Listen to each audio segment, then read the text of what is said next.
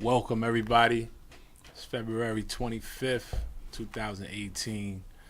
Welcome to the Synthesis, Dynamic Analytical Synthesis. I'm one of your hosts, Pure. I'm ID. I've been gone for a minute, but now I'm back. It's JahENY. And we got a very special guest. Very special guest. Want to introduce yourself? Chloe Hilliard. I wish I had a dope name. I don't know. It's just Chloe. Chloe from Williamsburg. That sounds terrible. Nah, man. Chloe's a legend, man. Chloe's a legend. Oh, man. God. That's right. I got to go in there, man. Shout out to Chloe. I know Chloe for over 20 years. Yeah. 20 some odd years. Mm-hmm. And Chloe is definitely a star. She been a star. You know what I mean? I'm just happy when I sent the DM out because I ain't had a number. Chloe got right back to me. I felt important. I said, oh, shit. Chloe got back to me. Of course. And she didn't even get Hollywood like she could have. And I would have had no choice but to respect it. No, you know what I'm not saying? at all. And she said, yo, I got you. And I said, oh, man. So I want to thank you first and foremost. Of course. Thank you for coming to take time out your day, your busy schedule to come hang out with us. And we're going to kick it. Yes. So welcome, Chloe Hilliard. Welcome. Thank you. Welcome. People are like, who is she? Yeah. So let's answer that question right now. Yes. My name is Chloe Hilliard. I'm a native New Yorker, grew up in Brooklyn, born and raised, and I am a full-time stand-up comedian and television writer. So that's what I do right now. Before that, I was a journalist for over 10 years. I wrote for and worked at The Source, Vibe, wrote for Double XL, Black Enterprise. I was a staff writer for The Village Voice.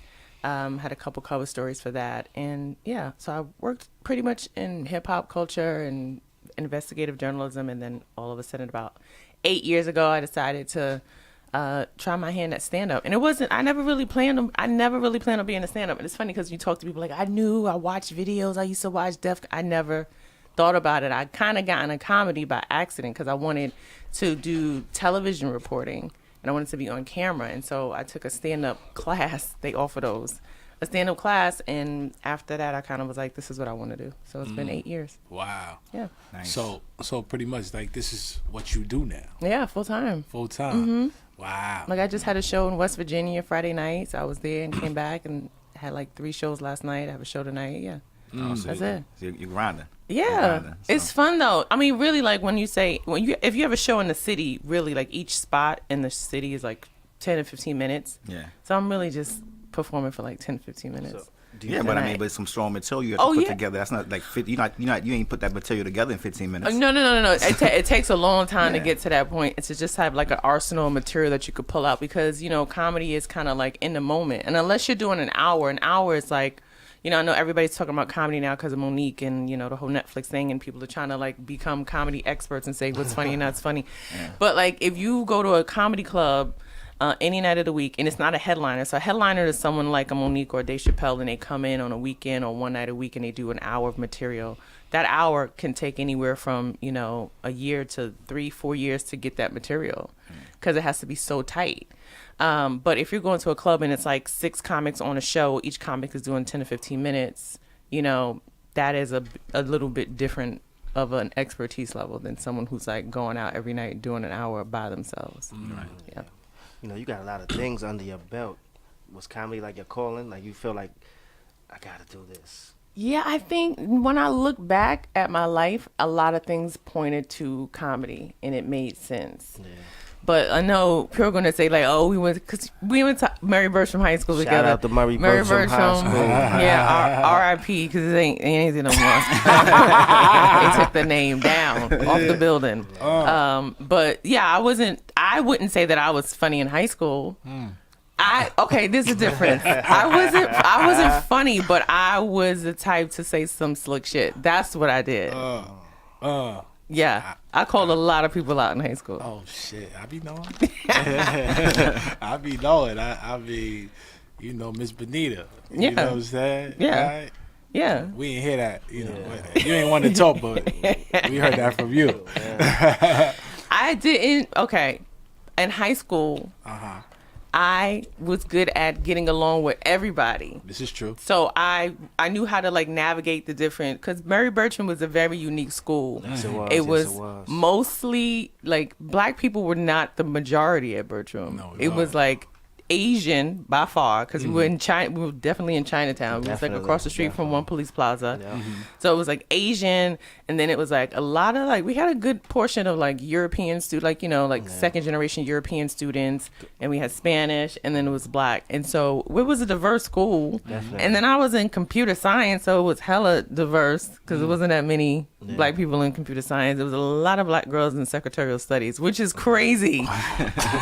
Crazy that was a major. Like they used to teach shorthand, remember, in stenography and typing class. Like this is crazy. Like that. Well, this shows how far we come. But so and then I played basketball, so I knew people that way, and that's how you and I became cool because we was always in the gym together.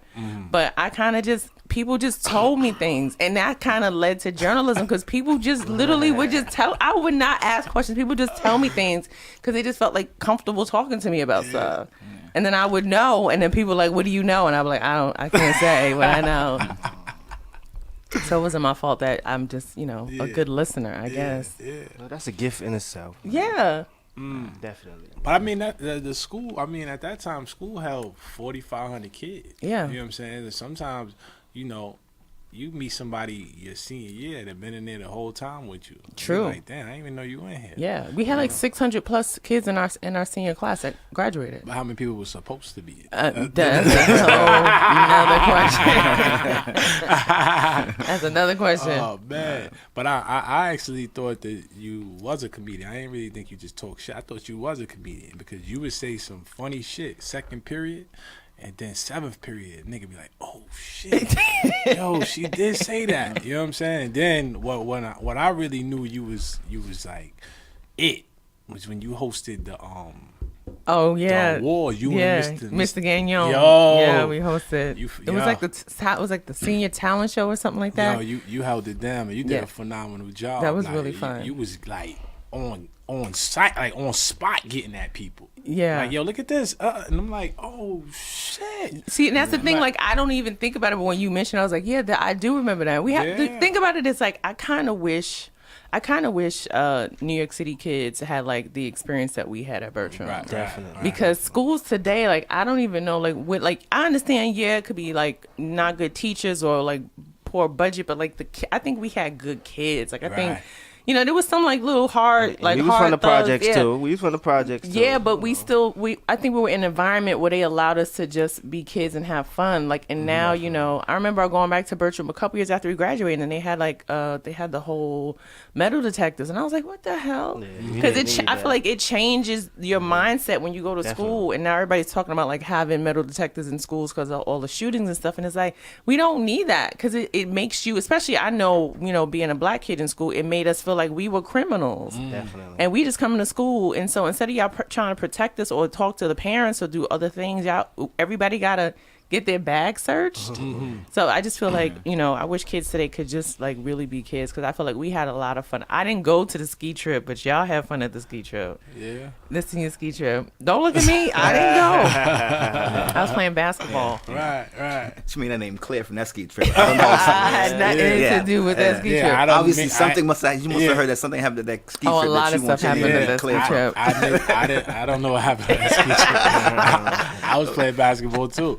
That ski trip was like my body was there, but my mind, I don't know. They That got ski the trip. Vegas mentality with that ski trip. Notorious. The senior ski trip was notorious because there was other schools that went too, so it would be like 4 different schools. But you know what's so crazy? Yeah. After when we get off the record, you got to tell me what happened on that ski trip. I did not go. Because I was there. You know what I don't know. You know what I'm saying? See, people tell me stuff. It's real rap. Real talk. Can't help it. You know what I'm saying? All right, but so boom. After let's go back to the essence though. So Chloe Hilliard comes from Williamsburg. Yes. Right? And Chloe Hilliard, based off my research, thought she was Jewish until she was 13. I did. Yeah, yes and no. Like, yes and no? I did. Not literally, but you know what I mean. Those are my people. I fuck with them hard. Right. We went to, I grew up in a Hasidic Jewish neighborhood not too far from here. Right. And so there was only a handful of Black families that lived in the apartment complex. So I lived in Williamsburg, and specifically the neighborhood is called Bedford Gardens. And it's like, like a Mitchell Lama, income specific housing, not project, but project, right? And And the Hasidic Jews are really good at like locking down stuff. So say if there's like 100 apartments, they got like 90% of them. Oh, shit. And so because since the city was like, listen, this is still a federally funded housing project, y'all can't have all the apartments. So they would sprinkle in like Black and Spanish families. So it would be like, you know, 1 or 2 non-Jewish apartments on every floor. So I was in the minority. Definitely. And then, you know, on the weekend was their Sabbath, so they couldn't touch any modern technology, and they would just knock on our door and ask me to come and do stuff for them because they couldn't turn on the light or turn the stove on, turn the AC on. And then they would like, you know, give me treats and stuff. So I was like, these are my people. They gave me cookies. I'm killing it. You know what I'm saying? I'm like 8, 9 years old. Yeah, what you need me to do? Come on, Rivka, let's get this popping. So I just felt like, you know, this was my community. This is all I knew. And so on one hand, I was like, this is my world and I don't know anything different. And then I went to like Black schools in like Clinton Hill with like the Cosby kids, you know, like, and it was complete night and day because I didn't fit in with them. I didn't know any of the songs. I didn't dress the way they dressed. Like I didn't know anything. And plus, you know, my mother was like really, really saved, and my dad like rock and roll because he comes from like Indiana, so he thought he was like white. So he like you know Janis Joplin and Jimi Hendrix and Parliament Funkadelic, and then kids are listening to like Heavy D, and I'm talking about Al Jarreau because I have no concept. I was the only child, so my parents was like, "You like what we like? What are you talking about? We didn't have cable. It was on internet. I couldn't find nothing else." Right.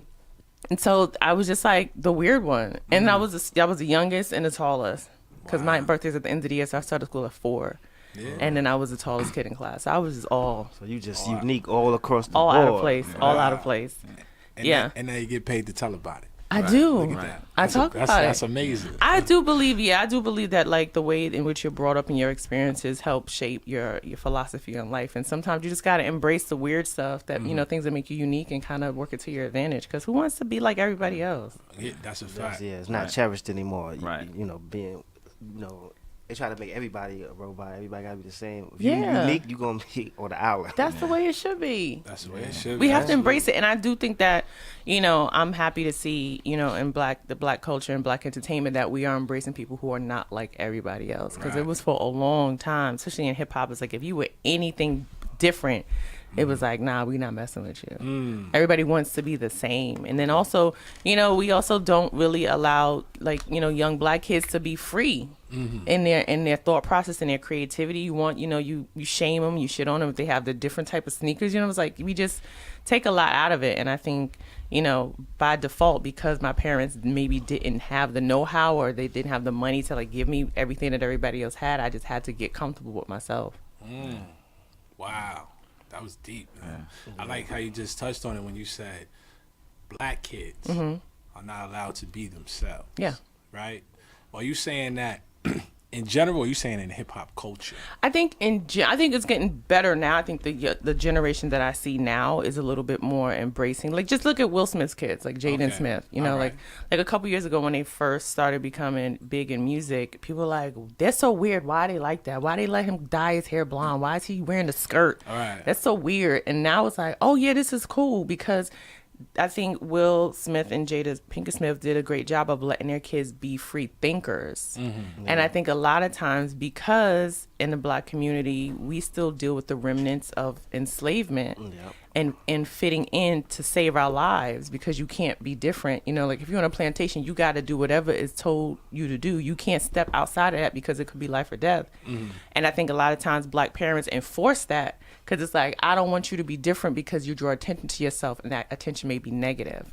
Whether it's like dealing with the police or a teacher or anything, it's like, do this and don't do anything different because I don't want anybody coming for you. And I think when you allow your kids to be free and think for themselves and be independent, you get a better, more well-rounded person than someone who was like, well, you always told me what to do and I didn't want to do it and I felt like I couldn't be myself. And then you end up, you know, just jumping off the deep end. Exactly.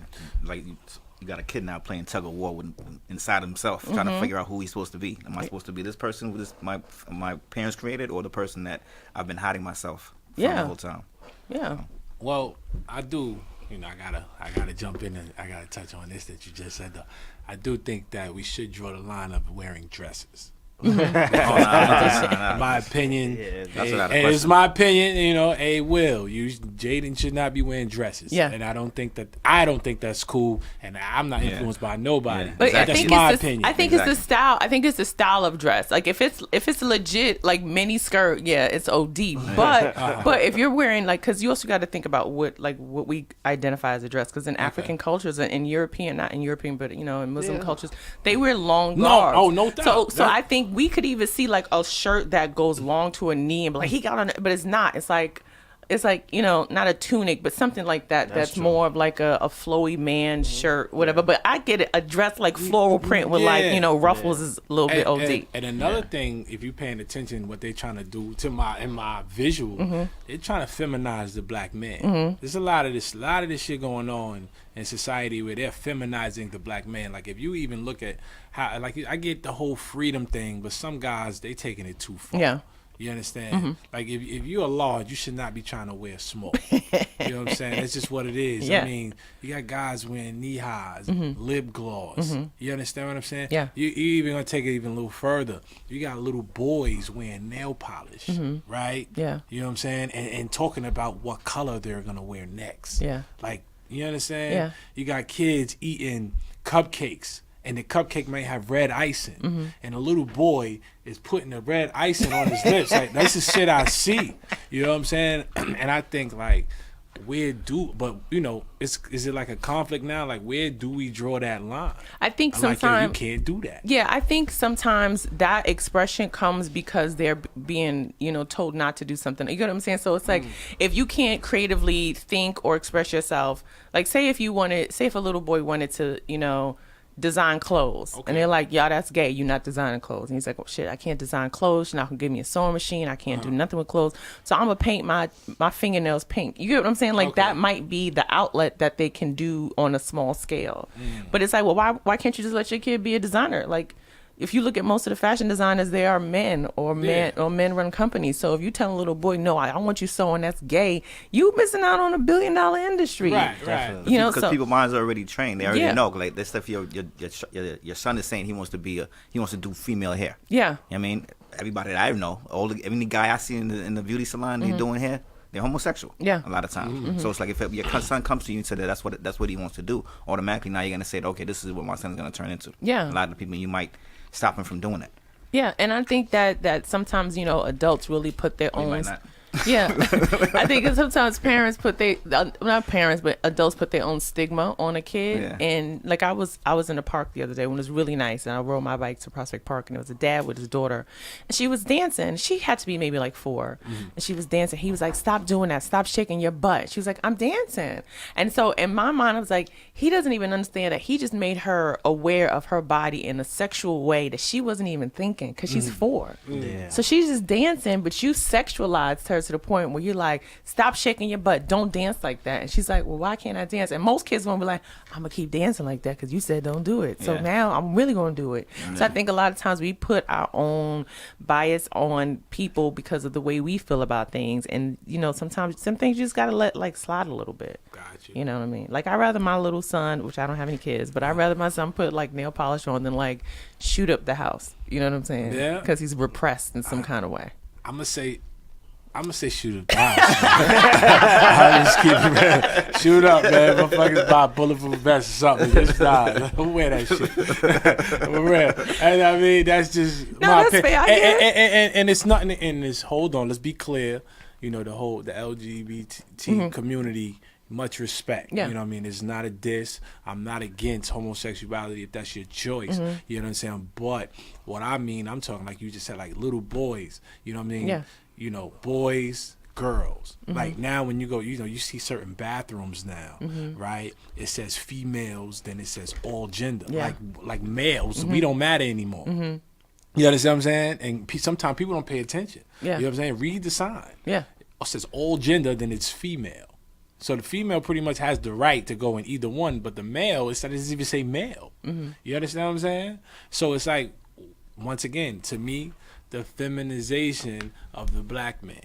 You understand? Yeah. That's just my opinion. Well, I think we're just in this country as a whole, we're just dealing with a large feminine movement, and most of it is justified because for so long, women as a whole have been subjected to, just unfair treatment when it comes to not getting as much money, when it comes to being sexually harassed and all that other stuff. And so it's changing, and I think it's kind of like a swing. So it's going to be on, like, for so long it's been in the possession of like male energy, masculinity, misogyny, and now it's to the polar opposite, which is like the super feminist Me Too movement, we'll settle somewhere in the middle where I think both sides will be mostly happy. I don't think everybody's gonna be happy about everything, but I do think that you got to shake the system up to get to a new normal. And so soon we'll get to a new normal. But yeah, I think a lot of people are just expressing themselves and trying to figure out what the good middle ground is.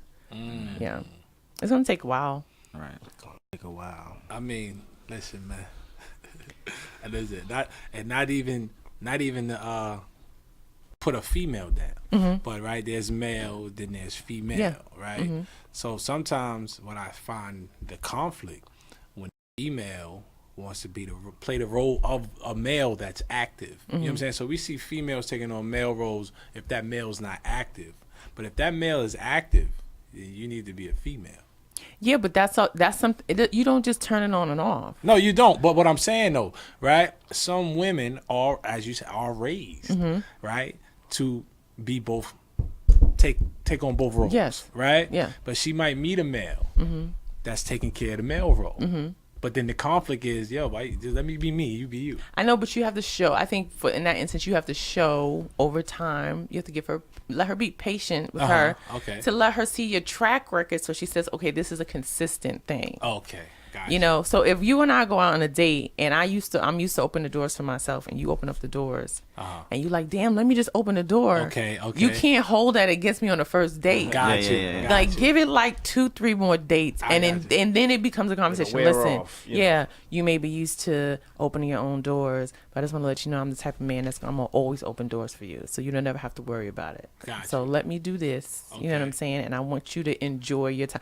Like, it has to be, instead of like, why the fuck you always opening the door? You cut my dick off every time you go for the knob. Like, you ain't gotta do that. But you know what I'm saying? Like, sometimes it just has to be a conversation because we aren't used to our habits. And I think if you have been living most of your life and you're used to taking care of yourself, and all of a sudden somebody comes in, you're just like, that's like, even roles reverse. I feel like, if we start going out and all of a sudden I come over and I'm cooking dinner, you're like, why is she cooking? I'm not used to, I've already got my food. Why is she cooking? So you just got to like allow yourself to let somebody in. And a lot of times we're just so defensive about things because you feel like you're taking something away from me instead of being like, okay, they're adding something to my life. And I think when it comes to men and women especially, we're always thinking about like, what do you bring to the table? Right. And sometimes it's like, well, the table's already set. Okay. You just my guest. Enjoy my table. You know. Hey, I like that one. The table's already set. Right. Oh man, that's official. Hey, so let's take us through this process though. So Chloe Hilliard from Williamsburg. Yes. Went to school in Clinton Hills. Yeah, I went to PS 11 in Clinton Hill. Okay. Which now looks like the United Nations. Okay. All right. It's like probably like one of the like most well-funded public schools, like the Parent Teacher Association. It's like filled with like because they have all of these people that moved in with a lot of money, so they make a lot of demands. All right. So so I went to PS 11. I was in a special program PS 11. So this is before they made all the kids go to all the same classes, and they let the smart kids be in smart classes. And then until somebody was like, that's not fair, why the smart kids get to be with the smart kids. Let's mix this shit up and get my dumb kid in there and like make them feel better. No, for real, that's what happened. So we were in specialized classes. So from kindergarten to 5th grade, I was in the smart, like there was two smartest classes. It was like of gifted. Grade. Yeah, it was like a gifted class. And enrichment, something like that. Yeah. It was called ET. I don't know what it meant for it was like ET. Okay. And so I was in those some smart classes. And then in the 5th grade, after Nelson Mandela was released, and we went to Fulton Street. And they had the big march. He rode and he All right. cracked his window, put his hand out. We had our signs up like, welcome home or whatever. And we had this super racist teacher, white teacher. Super racist white teacher. And you know what? She might not have been racist. I think she was just really old. Okay. And she had a class full of smart ass black kids. And you know that don't really mix. You know, like listen to what I say and stop talking back. So that was her whole mentality. And so something happened in class, and 2 boys got into an argument, and she took the yardstick and hit the kids. And we fucking lost it. We was like, how dare you hit us, you evil white bitch. Like, we just, so it was a coup, and for some reason I got blamed for it. Okay. It really wasn't my fault, but really wasn't my fault. But I got blamed for it, and then I left PS11 in the 5th grade. I didn't graduate with them. And then I went to Philippa Schuyler for the gifted and talented in Bushwick. Yeah. So I went to Philippa Schuyler, 383. All right. From 6th to 8th grade. And there I did like acting and stuff like that. And I studied computer science. Okay. And I love computer science. And I think about it every single day. Like if I had stuck on computer science, I would have been paid. But I don't know if I would have been happy though, but I definitely would have been like super paid. Okay. So then I did computer science in Schuyler. And then from Schuyler, I went to Mary Bertram High School and did computer science and played basketball and wrote on the newspaper and the yearbook and all that other stuff. And then from Bertram, I went to NYU. Shout out to NYU. I went to NYU, majored in journalism, and graduated in 2002 with a degree in journalism. And on time, too. On all time, right. All 4 right. years in and out. All right. I played basketball there for a little bit, but then I was like, I really just don't want to do this because it's Division III, and I wasn't trying to go to the WNBA. It's too good for it. Thank you, I appreciate it. I'll stick to that story. And then once I graduated NYU, just started working in journalism. So I was at Hearst Magazines, and I was at The Source. From The Source, I left there and went to the Village Voice. No. I went to the Village Voice and then Vibe. And a couple other places, and then that was like all of my 20s, and by the end of like my 20s, like 29, I was like, I think I want to do something different, and that's kind of how I got into comedy. And so it's been 8 years. And you said you just recently started doing stand up, like 8 years ago. I believe that 2013 was your first time doing a live stand up, right? Yeah, that was on 2000 research that I did. Yeah, 2013 was my first Talk time. about an ID. Yeah, it was my first time on national television. So I did Last Comic Standing. Was that the Gotham? I did Live? Gotham Live 2 years. So that was the same year. Gotham Live and Last Comic Standing was the same year. I was 3 years into comedy. Okay. And so the way comedy works is, I've been doing comedy for 8 years, but I'm still considered a newer comic because comedy takes a long time to become like, a great or a pro and all that stuff. Because for the same reason I said earlier, it's like when you're performing in the city, you really only doing like 5, 10, 15 minutes. Yeah. And so if you, believe in the, 10,000 hours theory, Malcolm Gladwell, it takes 10,000 hours to become an expert, then 10,000 hours, if you're doing 15 minutes every maybe, couple times a week, it takes a long time to get that 10,000 hours. Right. So yeah, I've been doing 8 years, and it may seem like if you do something else for 8 years, it's like, yo, you've been doing it a long time, but in comedy, it's really not that long. But I've been grateful in the fact that I've had opportunities. So I do tour the country. I do perform at colleges. When I'm doing colleges, I'm doing an hour of material. So I have an hour. I can, headline clubs and all that stuff. And then I kind of got back into writing, doing television writing. Just opportunities open up themselves to me, and I've written for Scared Famous, the show on VH1. I've written for a couple of the VH1 shows and BET specials, State of the Union, stuff with Mark Lamont Hill. And it just was in LA for a couple months. I was writing on a sketch comedy show. I don't know if it's coming out, so I don't want to say, but and yeah, I'm just working on things that kind of mix my love of writing with now my love of comedy, because I feel like, I know this sounds hokey, but even if you're not getting paid for it, you should still do something that you love. Because it will help you get through the bullshit of the stuff you don't want to do. And so I've just been able to kind of monetize things that I like. But, you can monetize thanks to social media, and you can monetize anything. So don't sit back thinking, oh, I really love drawing, but I can't make money off of it. Just put those drawings on the internet, put them on IG, put them on Twitter, do your little Twitter, do your thing, and then, people retweet it and all that stuff, and you can start monetizing your natural talents or your natural interests. Oh, that was a jewel right there, ladies and gentlemen. Great Chloe tip. Hilliard with that's great wisdom, because I'm listening. And I'm a grown I'll talk to you about how to get this, get your show, making some money. Yeah. Please help us out. Yeah. Definitely. And also, I also want to touch on now in your journey, right? Do you find it hard being a successful black woman with no children? The dating scene. Yeah, man. Dating has always been interesting for me because I have that masculine energy. And so my parents are still married. My parents are married for 44 years. Oh, let's shout out, man. Yeah. Shout out to moms and pops for that, man. I think it was about 44, 40 years, So, they've been married for a long time. And so I grew up with my dad in the house. I have a younger brother. And so I see both sides of, like, the male energy and the female energy. And I believe I have a little bit more male energy just because, like, I'm a go-getter, I'm aggressive, I'm assertive, I call things out. And it is hard for me to sometimes let a dude open the door, but, I have to mentally make that note, okay, let him open the door.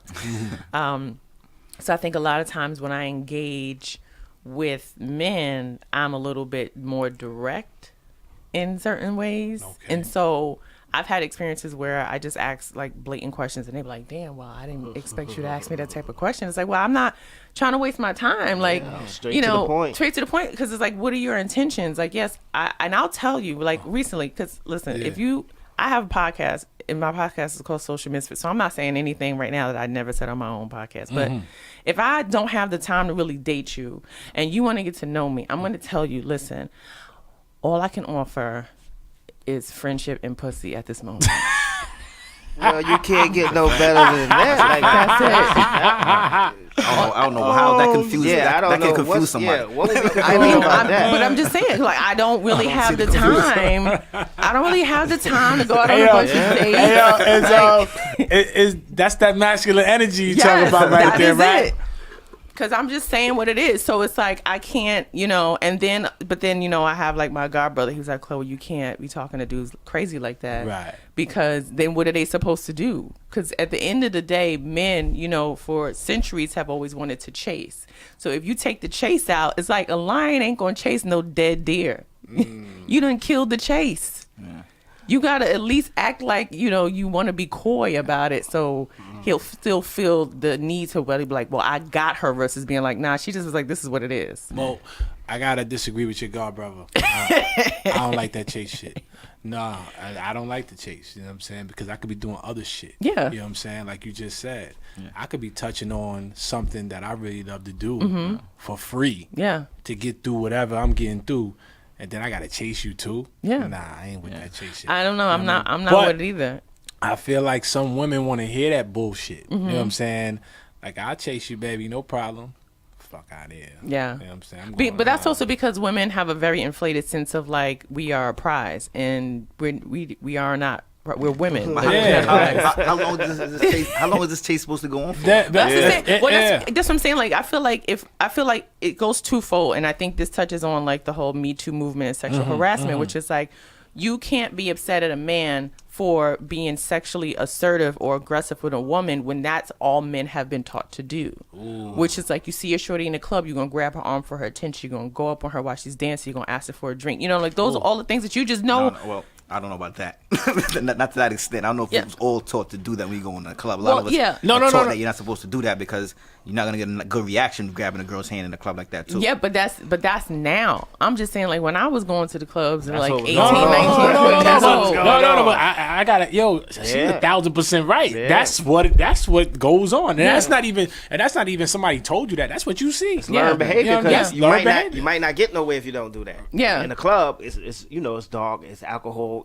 You feel comfortable with doing that, and that you feel like that's a place where you can grab a girl on. No, but not even in the club. Let's just take, like you said, at the time frame where we was coming up, you would grab a girl's arm. You're not supposed to. No, not promoting that. No. Well, when we say grab, it ain't like no hem. No. It's just like, it's just a nice little, arm extended, reach out. You touch the elbow, like, excuse me, miss, what's up? You know, a little tap on the shoulder. Yeah, something. But and depending on the female, that's when you know if it was right or wrong. Yeah, that too. That's a fact.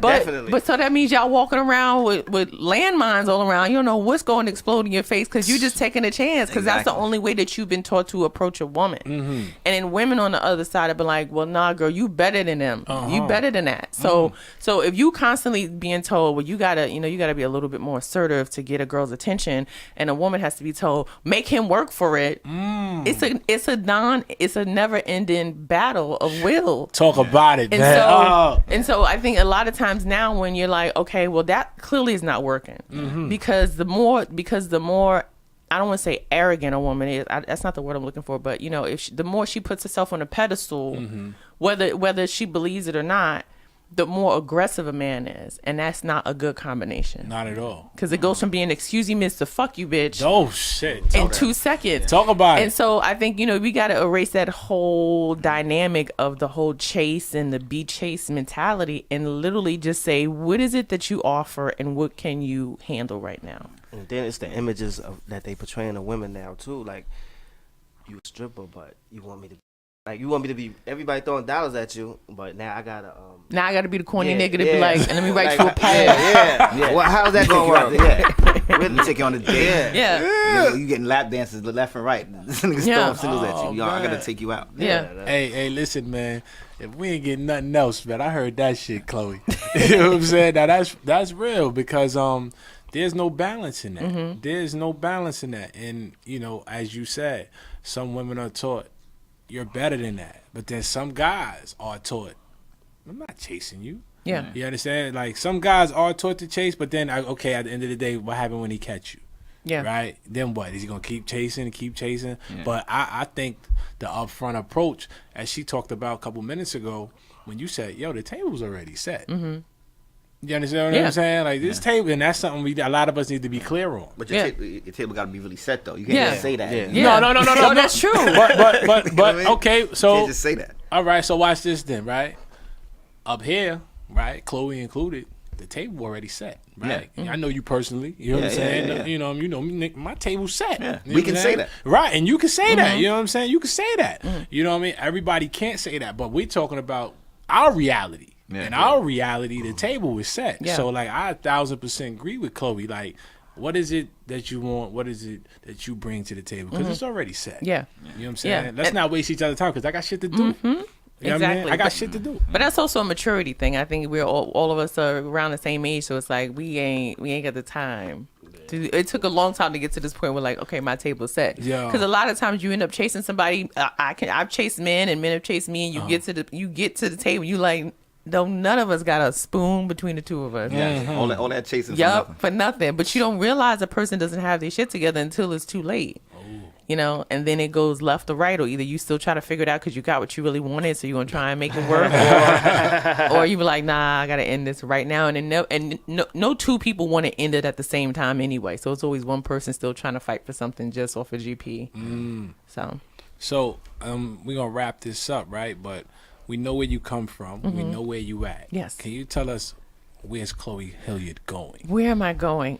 So I am developing television projects. I'm writing on things and developing my own stuff. My goal is to be bi-coastal. I would like to live between LA and New York, do some stuff out here, do some stuff in New York. I'm always going to still do stand-up. I'm never going to stop performing, and my goal is to, start touring the country and eventually worldwide, and just, bringing my comedy to the masses. So between writing and producing projects, I think for me it's important to produce and create shows that show us and all of our range.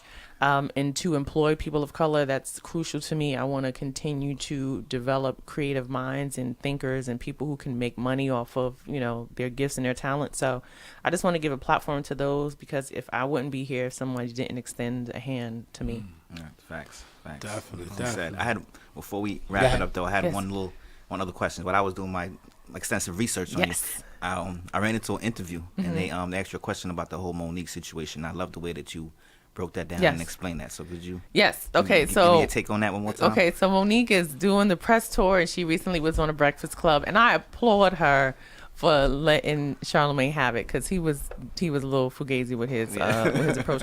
And I think everybody's opinion is their own. I think everybody is entitled to who they think is funny, and that's funny, but that's not really what the issue is. The issue is about business, and the Netflix deal was a bad deal because they offer her, I'm just really quickly, because people don't understand. They always talk about how she's not funny. The deal was $500,000, right, for a special. But really, the stipulation in the deal was that she couldn't do anything else for 2 years with an option for them to continue to want her stuff. So that means really you got $500,000 split over 2 years, not even taking away the fees, the cost of production, the lawyer's fees, her management. Like, so she wasn't really walking away with a lot of money, and then she couldn't do any of that material that she had done on a special any place else. So she can't make any money off of that anywhere else. And you can't really put somebody like her in that position. She's been doing it for 20 some odd years, more than that, 30 some odd years.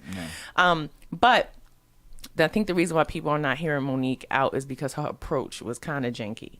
And so my thing is, if you come out and you say, hey, my loves, Netflix shitted on me, and instead of y'all boycott Netflix, she could have just said, this is what I'm doing. They didn't want to give me money, so this is how I'm going to make my own bag. I'm going on tour. Go to my website now. Buy tickets. I'm going to 50 cities in the country, and I'm going overseas.